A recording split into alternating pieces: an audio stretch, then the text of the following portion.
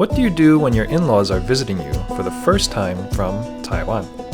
My thought was, let's take them to the nicest, most memorable places around so they can have the best experience possible. In this video, I take my in-laws to 8 extremely unique places, all within a 6-hour drive from Salt Lake City. Follow along our journey as we'll show you some must-see sights around the western United States.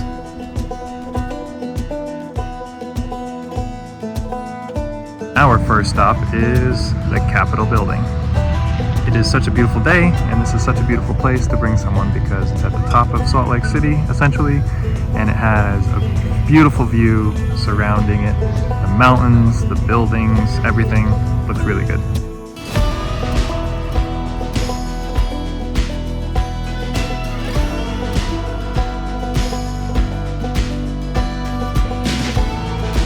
I didn't actually know that you could go inside the Capitol building until I was giving my in-laws the tour of the place, and it sure didn't disappoint.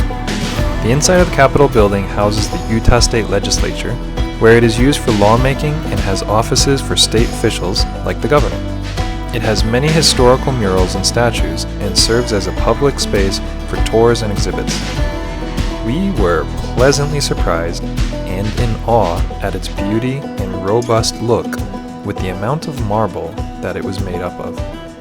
Definitely a must-see for newcomers to Salt Lake City.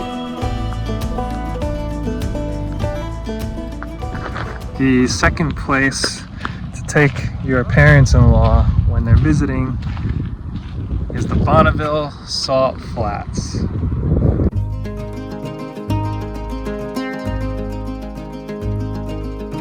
The Bonneville Salt Flats are otherworldly. It's like being on another planet because the ground is made of this white, salty crust that you don't normally see. It is actually formed from the dried up Lake Bonneville, and the flats cover 30,000 acres. They are extremely vast and make you feel so very small. It is also the place famous for land speed records with cars hitting over 600 miles per hour. It was a lot of fun to drive so freely while enjoying the colors and the landscape.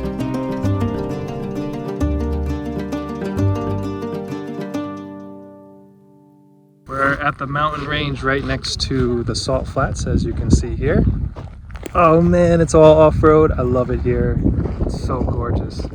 It's got its own beauty to it. Desert mountains, warm air, and then you get the Salt Flats with the white. So the contrast is just gorgeous. I love this.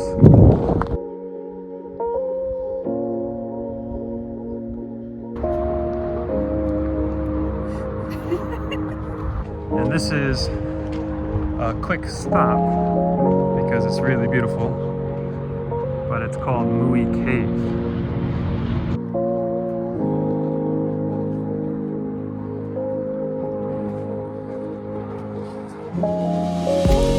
Mui Caverns is just alongside the road and is located right outside of Kanab, Utah. It's a perfect and unique pit stop while traveling to southern Utah or northern Arizona. The caverns are man-made and were carved in the 1970s to mine sand for glass production. The arched entrances are stunning and give you beautiful views of the neighboring mountains. The deeper you go into the caverns, the cooler it gets, which is perfect in the southern Utah heat.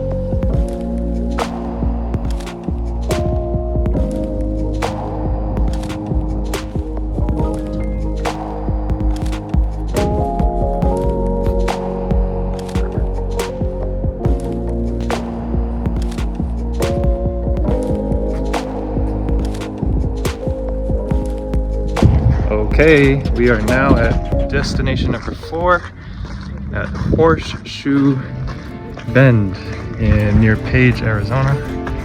And Page is a pretty cool spot. It's about 6 hours away from Salt Lake, and there's a lot of things to see here.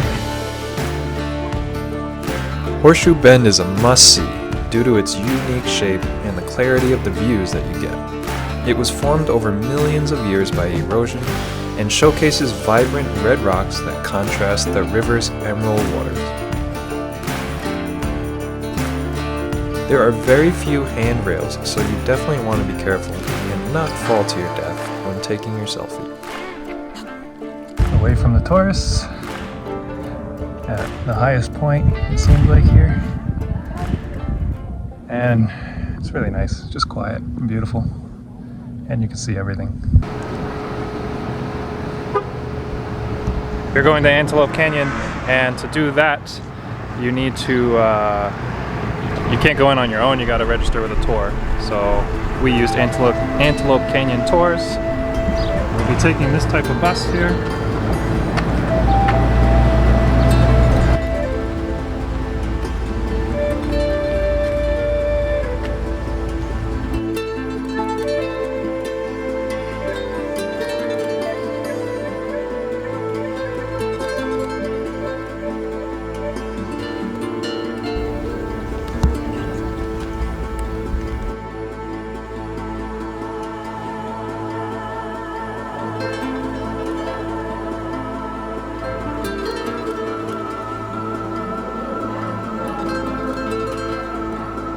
Antelope Canyon has been on my list for quite a while now. From photographs, it seems so majestic with its towering and textured canyon walls. The best time to go is at 12 p.m., which is when we went, because that is when the sun is directly overhead and it lights up all the walls to their peak magnificence.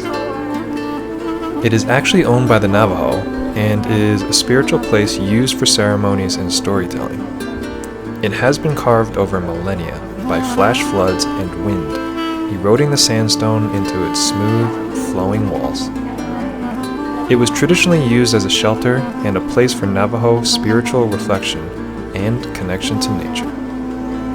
Walking through the canyon is surreal as you imagine all the water that goes through there to make such a spectacle exist.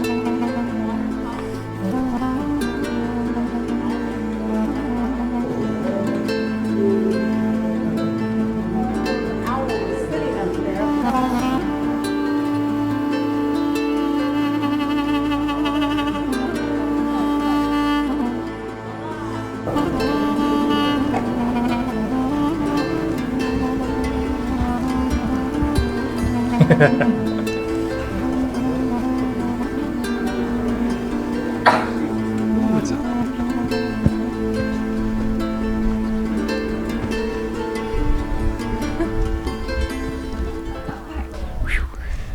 Once you leave that canyon, it is a lot hotter.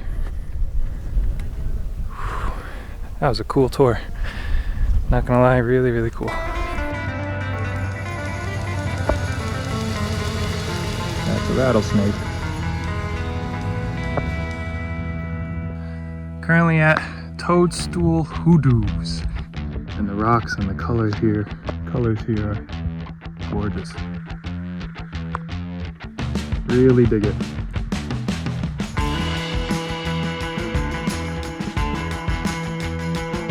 The Toadstool Hoodoos is also an alien-like planet. It is named like that for their whimsical, mushroom-like shapes, formed by erosion of softer sandstone beneath harder capstones.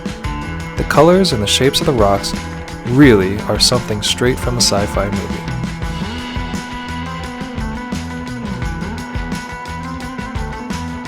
Well, if you can't tell from my background, the next location on the spot is Bryce Canyon.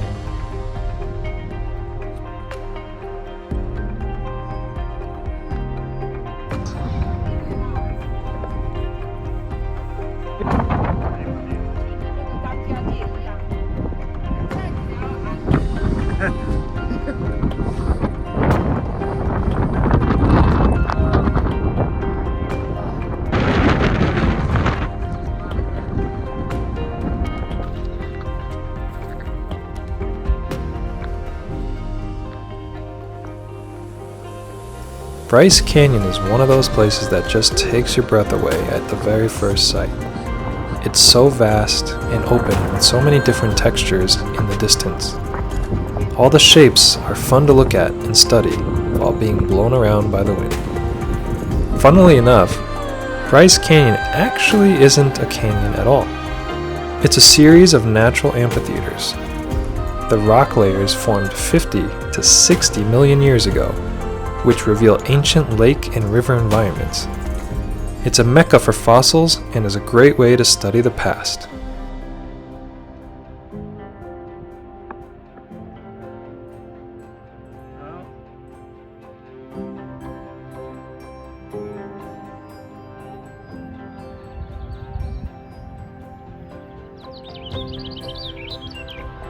Day 2 at Bryce Canyon, right now at Sunrise Point. The cool thing about Bryce Canyon is it's really long and there's a lot of different spots you can go with different types of backgrounds and scenery.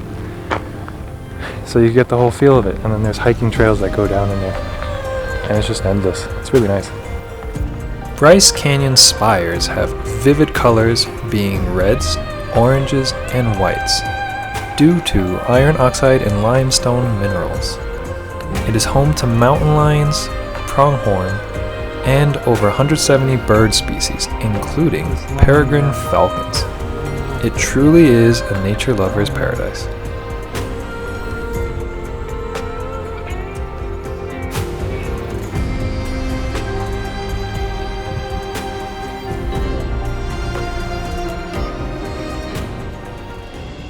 The 8th and final place on our list is Yellowstone National Park.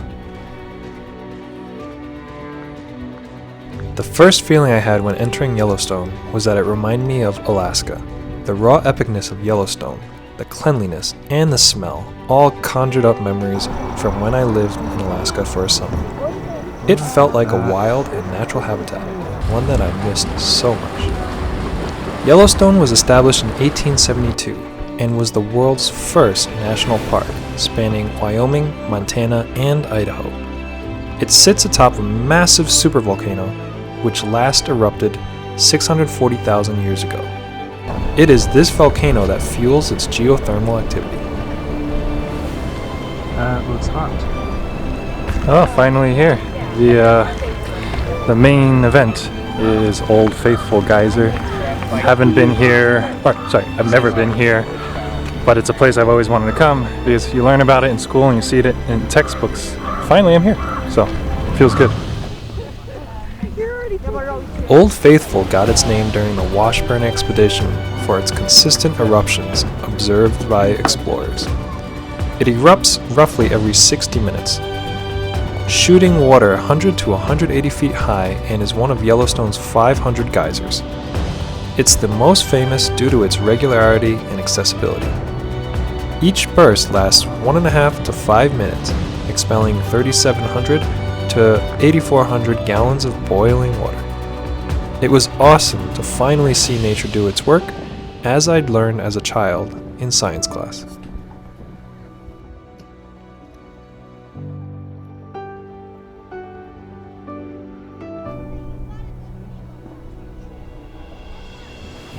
Hope you guys like the places that we went to. As you can see, once your in-laws, your family, friends come to Utah, it's a lot of cool places surrounding Utah. Within a 6-hour drive, plenty of stuff to do. And that is why Ava and I chose to move to Utah itself in Salt Lake City, because there's so many outdoor activities. Hope you liked what you saw, and I'll see you next time.